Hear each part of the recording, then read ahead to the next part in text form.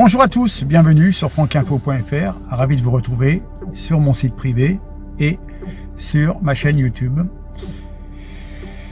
Merci beaucoup pour les commentaires, pour vos messages. Nous approchons de Noël, nous sommes mercredi 22 décembre. Là, j'ai travaillé toute la journée. Je vais vous laisser un petit message, de penser aux personnes qui préparent Noël et qui ne vont pas avoir leurs enfants, leurs petits-enfants, des personnes plus jeunes qu'elles, qui, par des concours de circonstances malheureux, des accidents de la vie, pour des attentats, ne les auront pas à table. Toutes ces personnes qui vont se rappeler les jours heureux, quand tout le monde était réuni autour de cette table de Noël. Grands-parents, parents, petits-enfants. Et donc, j'ai une pensée pour toutes les personnes pour qui Noël, c'est plus Noël. Quand vos descendants sont partis avant vous, c'est plus du tout la même chose. On est bien d'accord. Ça peut être le Covid, ça peut être le cancer, et ça peut être le plus affreux, les attentats. Alors, j'ai un courrier d'une dame avec qui j'entretiens des relations, des mails, qui est au procès des attentats. Alors, je vais vous citer son mail. Je vais vous citer son mail. Chers amis, je vous remercie pour vos petits mots et attention. Depuis plus de 2 mois, s'est ouvert le procès hors norme des attentats de Paris du 13 novembre 2015. Habitant dans le Pas-de-Calais, je ne peux assister à toutes les audiences au palais de justice de Paris. Mais en tant que partie civile, je peux suivre le déroulé du procès par la web radio. Les récits à la barre de la cour d'assises sont insoutenables.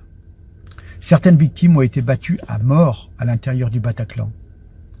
Un père endeuillé a raconté que son fils n'avait plus d'œil dans les orbites lors de la dernière visite à l'Institut médico-légal.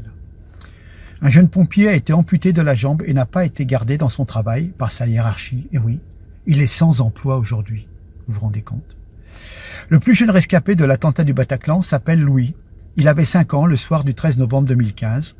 Il a réussi à s'enfuir de l'enfer du Bataclan, mais sa mère et sa grand-mère sont décédées toutes les deux à l'intérieur de la salle de concert.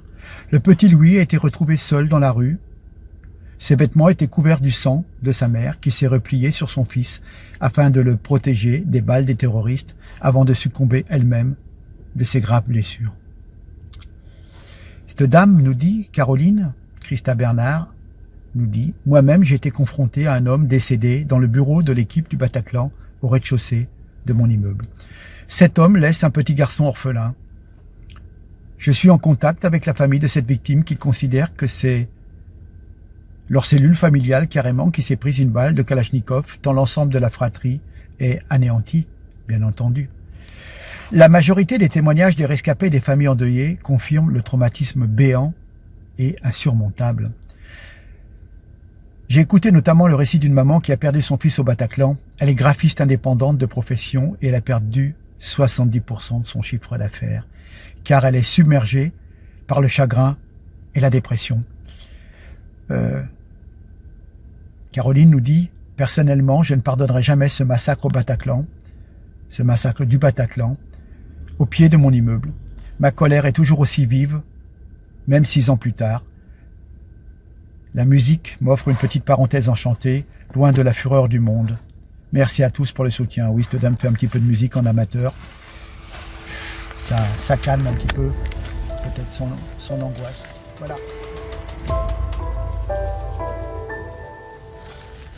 Alors que beaucoup vont se retrouver en fait, et encore, avec les différentes épidémies, les différentes restrictions sanitaires, ça va être de plus en plus compliqué. On ne sait pas ce que l'année 2022 nous réserve, ce que nos dictateurs qui sont au sommet de l'État vont nous réserver. Voilà, donc je reviendrai vers vous encore avant Noël, mais je tenais, compte tenu de ce courrier qui m'a été adressé il y a une dizaine de jours, je voulais vous en faire part et nous rappeler simplement de toutes les personnes qui sont dans la peine. Alors nous en reparlerons, évidemment, il y a des personnes qui sont dans la peine d'une façon économique, par manque d'argent, par manque de travail, bien entendu, hein. Et on y pense, et moi j'y pense personnellement. Et puis vous avez toutes les personnes qui ont été endeuillées ces dernières années, voire 2015, et pour qui chaque Noël, chaque fête familiale est une souffrance, car il leur manque un être cher qui a disparu dans des circonstances vraiment très tragiques, et qu'on a trop tendance à oublier, et à traiter comme un simple fait divers, et les hommes politiques feraient bien quand même de se rappeler et de prendre des mesures pour que les citoyens français, de quelques origines qu'elles soient, hommes, femmes, enfants, blancs, jaunes, rouges, noirs, ne soient pas victimes de personnes fanatisées par une doctrine, une religion, quelle qu'elle soit. D'accord ? Voilà. Nous devrons voter pour des personnes qui s'engagent à nous assurer le maximum de sécurité et ne traitent pas par-dessus la jambe les questions aussi d'immigration, de sécurité intérieure et de sécurité extérieure aussi. Voilà.